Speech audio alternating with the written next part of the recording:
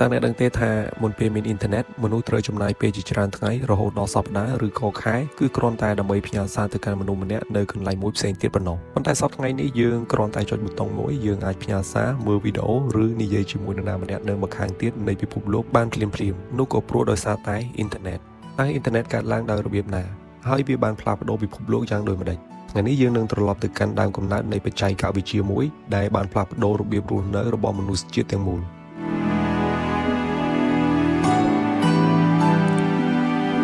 រឿងរ៉ាវនេះបានចាប់ផ្ដើមនៅចុងទសវត្សរ៍ឆ្នាំ1960ក្នុងកំឡុងសង្គ្រាមត្រជាក់រវាងសហរដ្ឋអាមេរិកនិងសហភាពសូវៀតយើងត្រឡប់ទៅក្រោយពេលមានគំនិតនៃការបង្កើតអ៊ីនធឺណិតនេះបន្តិចនៅថ្ងៃទី4ខែតុលាឆ្នាំ1957សហភាពសូវៀតបានបាញ់បង្ហោះផ្កាយរណបដំបូងគេរបស់ពិភពលោកចូលទៅក្នុងគន្លងតារាវិថីដែលផ្កាយរណបនោះមានឈ្មោះថា Sputnik វាជាភាពជោគជ័យមួយរបស់ពិភពលោកក៏ដូចជាសហភាពសូវៀតផងដែរតែភាពជោគជ័យនេះហើយក៏ជាក្តីព្រួយបារម្ភរបស់សហរដ្ឋអាមេរិកបន្ទាប់មកអាមេរិកក៏បានចាប់ផ្ដើមគិតយ៉ាងហ្មត់ចត់និងផ្ដោតលើវិទ្យាសាស្ត្រនិងបច្ចេកវិទ្យាហើយសាលារៀនបានបន្ថែមវគ្គសិក្សាលើមុខវិជ្ជាដូចជាគីមីវិទ្យារូបវិទ្យានិងគណិតវិទ្យា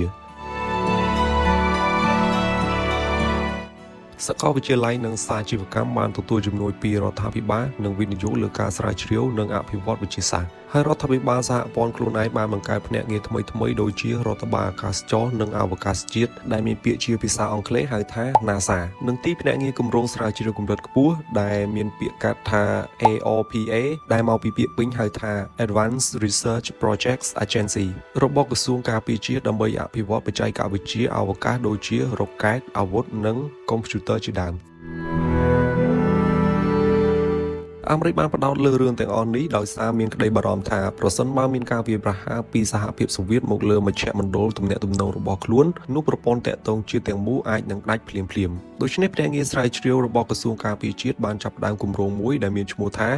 ARPANET គោលបំណងគឺបង្កើតបណ្ដាញកុំព្យូទ័រដែលមិនពឹងផ្អែកលើមជ្ឈមណ្ឌលតែមួយបើកុំព្យូទ័រមួយឈប់ដំណើរការទិន្នន័យនៅតែអាចធ្វើដំណើរតាមផ្លូវផ្សេងបានបន្ទាប់ពីការស្រាវជ្រាវមកនៅឆ្នាំ1969កុំព្យូទ័រពីរបានជាប់គ្នាជាលើកដំបូងដោយកុំព្យូទ័រមួយមានទីតាំងនៅក្នុងមន្ទីរពិសោធន៍ស្រាវជ្រាវនៅ University of California នៅក្នុងរដ្ឋ Los Angeles ហើយមួយទៀតគឺនៅ Stanford នៅពេលនោះអ្នកស្រាវជ្រាវបានព្យាយាមផ្ញើពាក្យថា log in ប៉ុន្តែប្រព័ន្ធបានគាំងបន្ទាប់ពីផ្ញើបានតែអក្សរ L ហើយនិងអក្សរ O តែប៉ុណ្ណោះទោះបីជាការសាកល្បងនោះមិនទាន់បានជោគជ័យទាំងស្រុងក៏ដោយវាត្រូវបានចាត់ទុកថាជាជំហានដំបូងនៃអ៊ីនធឺណិតបន្ទាប់មកបណ្ដាញនេះបានរីកធំឡើងហើយនៅទសវត្សរ៍ឆ្នាំ1970អ្នកវិទ្យាសាស្ត្រឈ្មោះ Winton Cerf បានបង្កើតក្បួនទំនាក់ទំនងថ្មីមួយហៅថា TCP/IP និយាយងាយយល់ TCP/IP គឺជាច្បាប់ដែលធ្វើឲ្យកុំព្យូទ័រផ្សេងៗអាចយល់គ្នានិងផ្លាស់ប្ដូរទិន្នន័យគ្នាបានទោះបីជាវាផលិតដោយក្រុមហ៊ុនផ្សេងៗគ្នាក៏ដោយរហូតដល់ថ្ងៃទី1ខែមករាឆ្នាំ1983បណ្ដាញ ARPANET បានប្រើ TCP/IP ជាផ្លូវការអ្នកជំនាញជាច្រើនបានចាត់ទុកថ្ងៃនេះថាជាកំណើតពិតប្រាកដនៃអ៊ីនធឺណិតសម័យទំនើបប៉ុន្តែនៅពេលនោះការប្រើអ៊ីនធឺណិតនៅតែពិបាកមនុស្សត្រូវវាយពាក្យបញ្ជាជាច្រើនហើយមិនមានគេហទំព័រដូចសពថ្ងៃទេរហូតដល់ឆ្នាំ1989អ្នកវិទ្យាសាស្ត្រជនជាតិអង់គ្លេសឈ្មោះ Tim Berners-Lee បានបង្កើត World Wide Web ឬ WWW ដែលបច្ចុប្បន្នយើងតែងតែឃើញនៅលើដំណភ្ជាប់របស់ website គាត់ក៏បានបង្កើត web browser និងគេហទំព័រដំបូងផងដែរការបង្កើតនេះបានធ្វើឲ្យមនុស្សអាចចុចលើដំណភ្ជាប់មើលរូបភាពនិងអានព័ត៌មានបានយ៉ាងងាយស្រួលនេះជាចំណុចដែលអ៊ីនធឺណិតចាប់ផ្ដើមចូលមកក្នុងជីវិតរបស់មនុស្សទូទៅ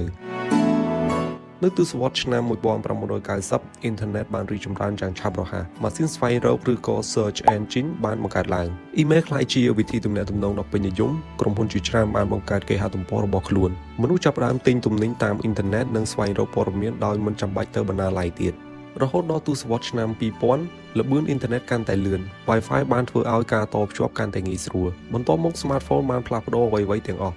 មនុស្សអាចប្រើអ៊ីនធឺណិតគ្រប់ទីកន្លែងមើលវីដេអូលេងហ្គេមធ្វើការនិងរៀនពីចម្ងាយបណ្ដាញសង្គមក៏បានធ្វើឲ្យមនុស្សរាប់ពាន់លាននាក់អាចទាក់ទងគ្នាបានភ្លាមៗសប្តាហ៍ថ្ងៃអ៊ីនធឺណិតមិនមែនគ្រាន់តែភ្ជាប់ពីមនុស្សទៅមនុស្សទៀតទេវាអាចភ្ជាប់ទៅរថយន្តផ្ទះឆ្លាតវៃកាមេរ៉ារោងចក្រផ្កាយរណបនិងឧបករណ៍រាប់ពាន់លានផ្សេងទៀតបច្ចេកវិទ្យាដូចជា Cloud Computing និង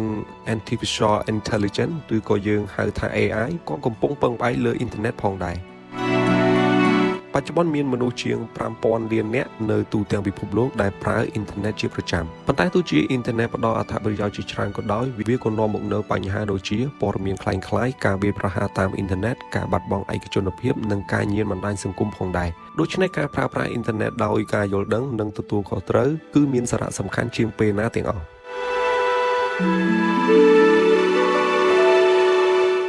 ពីបណ្ដាញតូចមួយដែលត្រូវបានបង្កើតឡើងសម្រាប់ការស្រាវជ្រាវអ៊ីនធឺណិតបានក្លាយជាបណ្ដាញដ៏ធំបំផុតក្នុងប្រវត្តិសាស្ត្រមនុស្សជាតិវាបានផ្លាស់ប្ដូររបៀបដែលយើងតាក់ទងគ្នាធ្វើការសិក្សាកម្សាន្តនិងរស់នៅ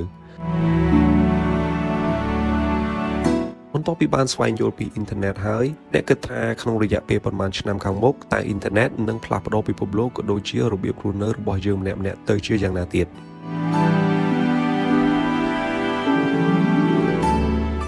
សម្រាប់វីដេអូនេះក៏បានឈានមកដល់ទីបញ្ចប់អរគុណសម្រាប់ការចូលទស្សនាបើអ្នកទាំងអស់គ្នាចូលចិត្តវីដេអូបែបនេះកុំភ្លេចចុច like Subscribe ផងដើម្បីទទួលបានវីដេអូបែបនេះទៀតអរគុណម្ដងទៀតនិងជួបគ្នានៅវីដេអូបន្ត